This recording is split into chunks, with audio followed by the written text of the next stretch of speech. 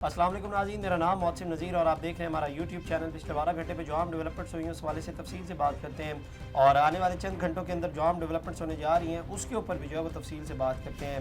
पाक भारत कशीदगी चल रही है, आप जानते हैं, और इसके अंदर कुछ डेवलपमेंट्स हुई हैं, कुछ खबरें सामने आई हैं, उसके ऊपर बात करते हैं। जो इंडियन मीडिया जो झूठ का एक बाज़ार उन्होंने गर्म किया हुआ है उसके ऊपर बात करते हैं। और इसके साथ साथ ध्रुव हेलीकॉप्टर के हवाले से हमने पिछले व्लॉग में बात की थी और मैंने आपके सामने डिटेल रखी थी, उसके अंदर एक नई डेवलपमेंट हुई और अब बली का बकरा किसको बनाया जा रहा है इसकी डिटेल भी आपके सामने रखते हैं। और पाकिस्तान ने एक मिसाइल का जनाब कामयाब तजर्बा किया है, ये खुशखबरी आई है, इसके ऊपर भी बात करते हैं आखिर ये कौन सा मिसाइल है।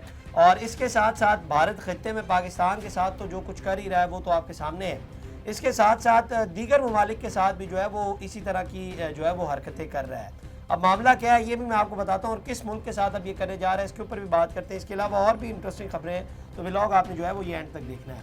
अच्छा, आप सब जानते हैं कि भारत पाकिस्तान के हवाले से जो फॉल्स फ्लैग ऑपरेशन का आगाज़ उन्होंने किया था उसमें भी वो बुरी तरह नाकाम हुए। उसके बाद जो दीगर उन्होंने झूठे प्रोपेगेंडे किए उसके अंदर भी जो है वो बुरी तरह नाकाम हुए।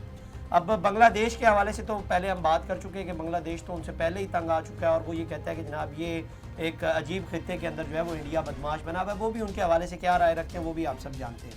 अब जनाब हुआ क्या है कि श्रीलंका के साथ, और मैं आपको थोड़ा सा खबर दे देता हूँ फिर इसके ऊपर बात करते हैं। हुआ ये कि बेसिकली एक फ़्लाइट जा रही थी और ये श्रीलंकन एयरलाइन की फ़्लाइट थी UL-122। ये फ़्लाइट जो है वो ये चेन्नई से उड़ी थी और ये जो है वो श्रीलंका के दारुल हुकूमत कोलंबो में इसने पहुंचना था। ठीक है, वहाँ पे कल दोपहर को 12 बजे ये फ़्लाइट जो है वो लैंड किया।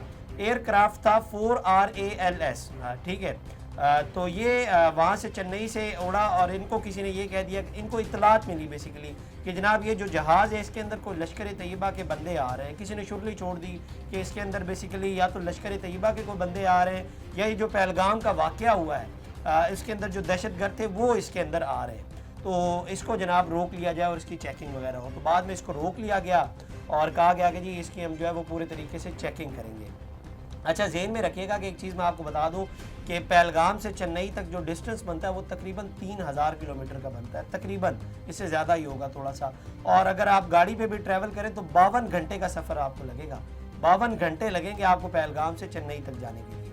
अच्छा, अब ये किसी ने शुरली छोड़ दी कि जनाब इसके अंदर जो पहलगाम में दहशतगर्द थे वो इसके अंदर जो है वो आ रहे हैं, उसको फिर रोक लिया गया। उन्होंने कहा कि जी उनको पकड़ लें और उनको खबर मिली तो खैर अब वो पूरा जहाज़ रोक लिया गया। बाद में वो पूरा जहाज़ जो है वो मुसाफिरों को उतार कर चेक किया गया, हर चीज़ चेक की गई, अंदर से कोई भी नहीं निकला।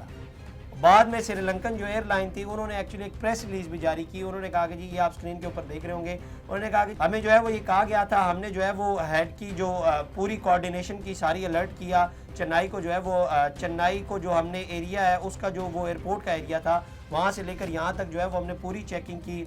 हमारे यहाँ कोलंबो के अंदर जो एयरपोर्ट है वहाँ पर भी सारी चेकिंग हुई और सारा चेक करने के बाद जो है इसकी जो अगली फ़्लाइट थी UL-3082 सिंगापुर से जानी थी उसको जो है वो अब डिले कर दिया गया है। अब हर जगह तो पंगे ले रहा है, जारी बात है ये भी शुरली छोड़ी गई थी कि इसके अंदर जो है वो दहशतगर्द आ रहा है। अच्छा, वो दहशतगर्द अभी तक पकड़े नहीं गए। जो तस्वीरें इन्होंने दी थी, मैं हर व्लॉग में एक ही बात करता हूँ कि वो दहशतगर्द क्यों नहीं पकड़े जा रहे। इनकी सिक्योरिटी फोर्सेस का ये हाल है कि वो 4 तस्वीरें इन्होंने खुद रिलीज़ की। अच्छा, अपने प्रोपेगेंडा में खुद ही फंस रहे हैं, वो खुद ही रिलीज़ की, वो बंदे अभी तक नहीं पकड़े गए। फिर ये हर जगह पंगे ले रहे हैं, बांग्लादेश के साथ भी आप जानते हैं जो कुछ कर रहे हैं, अब श्रीलंका के साथ भी जो है वो उनका भी दिमाग ख़राब करने में लगे हुए हैं। खैर हर कोई इनसे तंग आया हुआ है, हर किसी का जो दिमाग ख़राब कर रहे हैं और मोदी साहब हर जगह तो खैर लगे हुए। बल्कि यहाँ पर मैं एक और आपको खबर दे देता हूँ जो इंटरेस्टिंग चीज़ हुई है, बड़ी इंटरेस्टिंग खबर है। आप जानते हैं कि मोदी सरकार ने और बीजेपी ने जो है वो पाकिस्तान के सारे अकाउंट्स को जो है वो ब्लॉक कर दिया है। हज़ार यूट्यूब चैनल्स और पता नहीं कितने social media accounts, Instagram accounts और आर्टिस्ट और जो क्रिकेटर्स हैं उनके अकाउंट्स को भी ब्लॉक कर दिया। मैं कल देख रहा था कि बाबर आजम हो गए, शाहीन शाह अफरीदी हो गए, मोहम्मद रिजवान, इनके अकाउंट्स को भी, आपदा परवीन के अकाउंट को भी ब्लॉक कर दिया गया। भाई वो आर्टिस्ट का इन सब से क्या ताल्लुक है जो उनके अकाउंट्स को ब्लॉक किया जा रहा है। खैर ये तो उन्होंने किया, अब हमारे यहाँ से क्या स्ट्रेटजी अपनाई गई ये मैं आपको बता देता हूँ। हमारे यहाँ पे हुकूमत पाकिस्तान, जारी बात है, उन्होंने बैठकर सोचा कि जी क्या किया जाए, इनको जवाब दिया जाए। अताउल्लाह तारड़ साहब ने उन्होंने क्या किया, उन्होंने एक गाना इंडिया के यूट्यूब चैनल्स, उनकी मीडिया के जो यूट्यूब चैनल्स हैं वहाँ पर वो गाना लगा दिया। वो मेरे ख्याल से जो रिपोर्ट आई है 100 के करीब यूट्यूब चैनल्स थे वहाँ पर वो गाना लगा। वो पाकिस्तान की फ़ौज के हवाले से बेसिकली ये गाना था और आप जानते हैं कि यूट्यूब पर जो है वो ऐड प्लेस करवाया जाता है, तो वहाँ पर जो है वो ऐड प्लेस करवा दिया गया। अब वो ट्रांसमिशन चल रही है, बीच में यूट्यूब ठक करके ऐड देता है और बीच में जनाब ऐड आ जाता है और उसके अंदर हमारे जो आर्मी चीफ़ हैं आसिम मुनीर साहब वो आ जाते हैं, शहबाज शरीफ साहब आ जाते हैं, पाक फ़ौज के जो जवान हैं वो आ जाते हैं, वो बीच में नारे लगा रहे होते हैं और टैंक नज़र आ रहे होते हैं और पाकिस्तान जिंदाबाद के नारे लग रहे होते हैं। तो अब लिटरली वो सर पकड़ के बैठ गए कि भाई हमने तो उनका नैरेटिव बंद किया था, हमने अकाउंट्स बंद किए, हमने सब कुछ किया, लेकिन ये फिर भी यहाँ से आ गए। अब मुझे नहीं पता कि ये इन्होंने कैसे किया है, लेकिन जो भी किया है इसको आप बहरहाल ये भी कह सकते हैं कि एक तरह से जो है वो घर में घुस के मारा है। लिटरली आप घर पे ही बैठ के यूट्यूब चैनल चला रहे होते हैं ना, तो एक तरह से आप ये कह सकते हैं कि इंडिया को जो है वो घर में घुस के पाकिस्तान ने मारा है और बड़ा करारा जवाब दिया। मतलब ये जो छोटी छोटी हरकतें, ये छोटा ज़र्फ ही होता है कि एक आर्टिस्ट के अकाउंट को भी ब्लॉक कर दिया गया, मतलब उसका इस सब से क्या ताल्लुक है। तो ये छोटी छोटी हरकतों का जो करारा जवाब पाकिस्तान ने दिया है ना, वो सीधा ही गाना लगा दिया उधर जाकर, और उसके अंदर जनाब टैंक नज़र आ रहे हैं और पाकिस्तान जिंदाबाद के नारे लग रहे हैं और हमारे जवान जो है वो वहाँ पर मशक़ें करते हुए दिखाई दे रहे हैं और गाना चल रहा है और इंडियन यूट्यूब चैनल्स के ऊपर जो है वो ऐड चल भी रहा है। लेकिन बड़ा अच्छा और बड़ा करारा जवाब दिया गया और करें पाकिस्तानी अकाउंट्स पे बंद। इसी तरह से आपको जवाब दिए जाएंगे, जिस तरह से आप लोग कर रहे हैं उसका उल्टा ही आपको हमेशा हो रहा है। वो आपने झूठा प्रोपेगेंडा किया, आप उसके अंदर फंस गए, आपने ये किया, उसका भी आपको पाकिस्तान ने जो है वो करारा जवाब दिया है। खैर, इसके अलावा जनाब नरेंद्र मोदी साहब का ही जिक्र हो रहा है, तो उनके हवाले से एक और ख़बर आई है और उनकी मुलाकात हुई है बेसिकली उमर अब्दुल्ला साहब के साथ, जो मकबूजा कश्मीर के चीफ मिनिस्टर हैं। और अच्छा, पहले ये मीटिंग भी बड़ी अहम है और क्योंकि मोदी सरकार के ऊपर और बीजेपी के ऊपर ये बहुत ज़्यादा तनकीद हो रही थी कि पहलगाम के अंदर जो चीफ मिनिस्टर हैं जिनके एरिया के अंदर बेसिकली ये सब कुछ हुआ है, आप उनसे मुलाकात क्यों नहीं कर रहे। तो अब जाकर ये मुलाकात हुई और ये आधे घंटे की तकरीबन मुलाकात हुई है। अच्छा, पहले ज़हन में रखिएगा कि बीजेपी ये पूरी कोशिश कर रही थी कि इस सारे वाक़े का मलबा जो है वो उमर अब्दुल्ला साहब के ऊपर फेंक दिया जाए कि जी आपका एरिया है, आपसे ही नहीं संभाला गया, और ये सारा का सारा इल्ज़ाम जो है उमर अब्दुल्ला के ऊपर फेंक दिया जाए। खैर, अब जाहिर बात है वो तो प्रोपेगेंडा बेनकाब हो गया हुआ है। इसके अलावा जनाब एक और जो खुशखबरी आई है, मेरे ख्याल में वो भी अब आपके सामने रख देनी चाहिए, और खुशखबरी ये है कि जनाब पाकिस्तान ने जो है वो एक्स इंडेक्स मश्क के तहत अब्दाली मिज़ाइल निज़ाम जो है वो कामयाब तजर्बा किया और अब्दाली मिज़ाइल जो है इसकी रेंज 450 किलोमीटर जो है वो बताई जाती है। ये बहुत इंपॉर्टेंट है, बहुत इंपॉर्टेंट है कि ऐसे मौके के ऊपर आप अपनी पावर शो कर रहे हैं, बेसिकली आप अपने मिज़ाइल्स की पावर को जो है वो शो कर रहे हैं।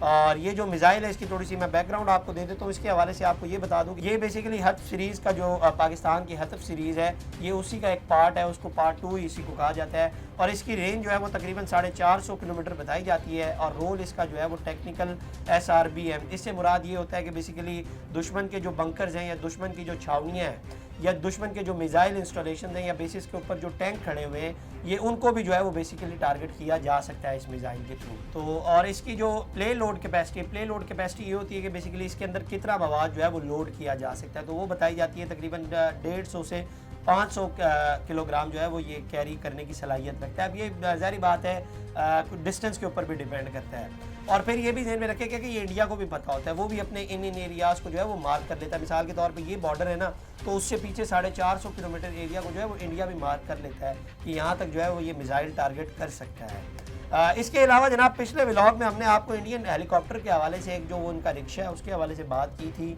और एक ख़बर दी थी, वो उसका ज़ाहिर बात है उसको जो है वो ग्राउंड कर दिया गया था। अब उसके अंदर ख़बर ये आई है कि हिंदुस्तान हुकूमत ने हिंदुस्तानी फ़ौज और हिंदुस्तानी फ़िज़ाइया के ज़ेर इस्तेमाल एडवांस लाइट हेलीकॉप्टर ध्रुव फ्लीट के ऑपरेशंस को जो है वो दोबारा शुरू करने की मंजूरी दे दी है। और जो 4 माह से जो है वो ये ऑलरेडी ग्राउंड किए हुए थे और इसकी जो है वो मंजूरी दे दी गई है।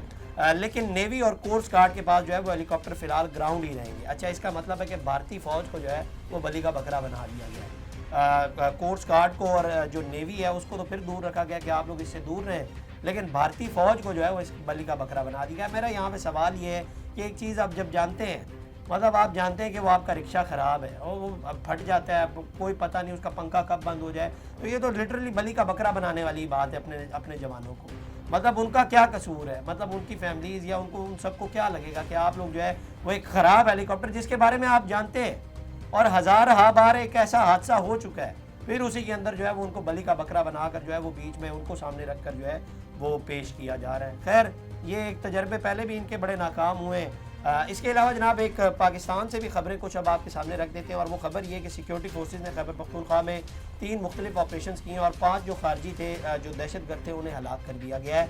ISPR की जानिब से कहा गया कि बाजौड़ में खुफिया इतलात पर सिक्योरिटी फोर्सेज की कामयाब ऑपरेशन में 3 दहशतगर्द हलाक हुए हैं। इनमें इंतहाई अहम मतलूब खारजी फरीदुल्लाह भी जो है वो मारा गया है। और ISPR ने कहा है कि शुमाली वज़ीरिस्तान के इलाके दसाली में सिक्योरिटी फोर्सेज ने कार्रवाई करते हुए 2 खारजी फायरिंग करके जो है वो उनके साथ तबादले में मारे गए हैं।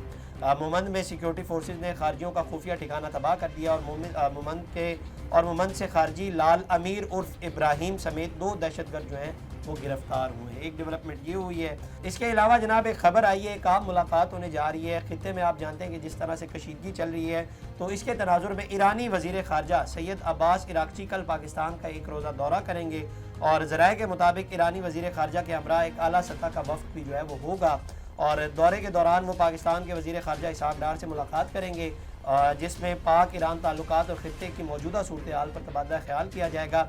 और ज़राए के मुताबिक ईरानी वफ़द इस्लामाबाद से मंगल के रोज़ जो है वो भारत भी रवाना होगा। तो ये जो है वो चंद एक मुलाकातें भी होने जा रही हैं आने वाले दिनों में। देखते हैं इनके अंदर भी क्या मज़ीद डेवलपमेंट्स होती हैं, और इसके अलावा जो पाक भारत कशीदगी चली है इसके अंदर जो मज़ीद डेवलपमेंट्स होंगी उसके हवाले से भी आपको आगे चल के आगाह करेंगे। अब तक के लिए इतना, अपने मेज़बान को दीजिए इजाज़त। अल्लाह ने। इस तरह की और वीडियोस देखने के लिए सब्सक्राइब कीजिए हमारा चैनल और देखते रहिए PSPKG न्यूज़।